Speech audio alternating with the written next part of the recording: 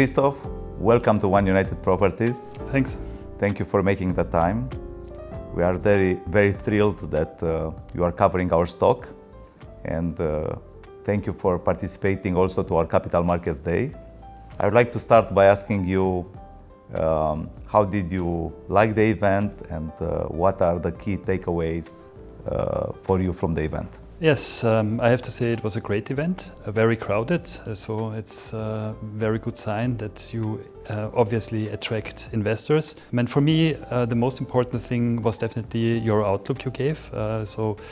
You gave us very detailed figures, not only for this year, but also for the years beyond until 2028.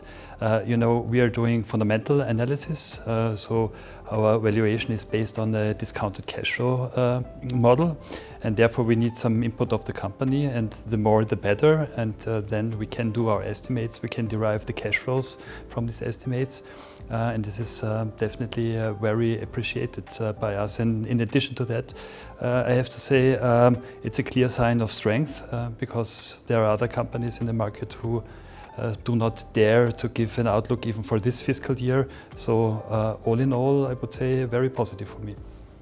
Yes, I have to say we have a 5-year outlook for many years already, but we are always hesitant to give it to the market. But now, because we are more confident in our market position, we decided to make it more public and to increase the transparency for our estimations. Yeah, that's very good for us as well.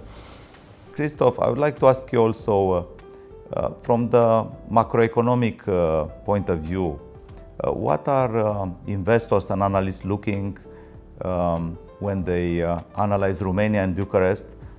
What kind of indicators are important for them, for the market in general, and more specific for the real estate sector?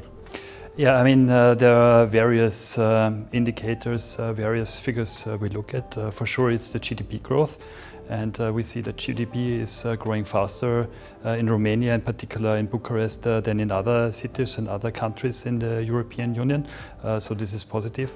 You have a very low unemployment rate. You have very low indebtedness. So this is certainly positive.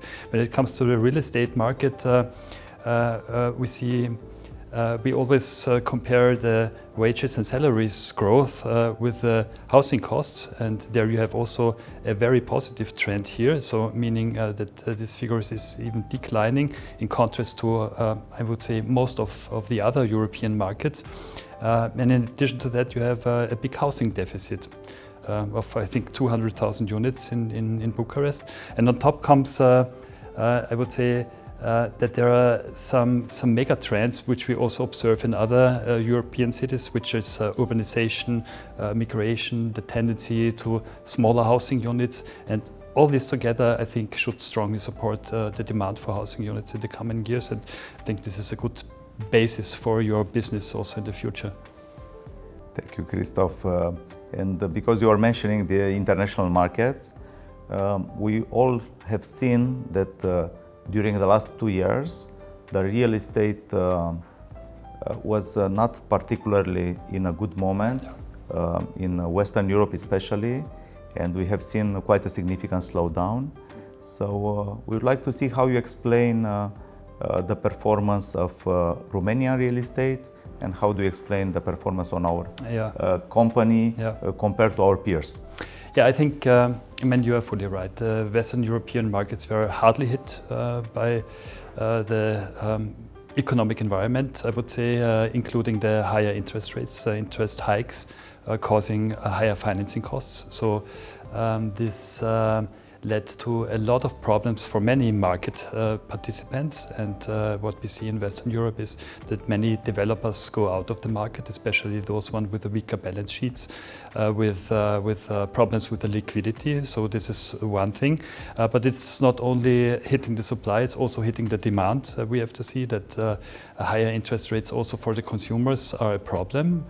And I think when I look at Romania, I think you have maybe the advantage that many of your your customers or potential buyers, they are paying with equity instead of debt. So this is one thing.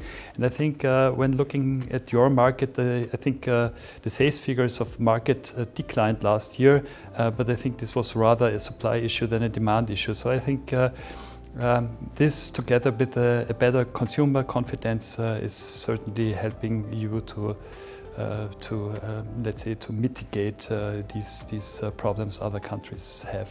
My last question for you: what do you think are the most important aspects of One United Properties business that investors should be aware of? Yes, I think when we are thinking about companies, we always talking about threats and opportunities a company have. And I think also One United has some obstacles in form of like administrative, political burdens and these kind of things. But when I look at the number of positive sides or opportunities, I mean, I would say this number clearly exceeds the threats, the number of threats. As mentioned, you're acting in a favorable business environment with a strong demand for your product. You're the market leader here.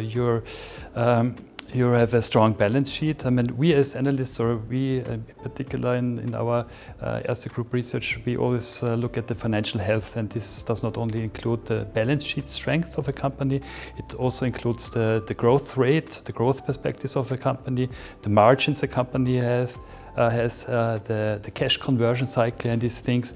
And here we see that you're, I would say, in a very good position, that you also succeed in the future, I would say. Thank you very much, Christoph, for taking the time. Thanks. Thank you, Victor. Thank you.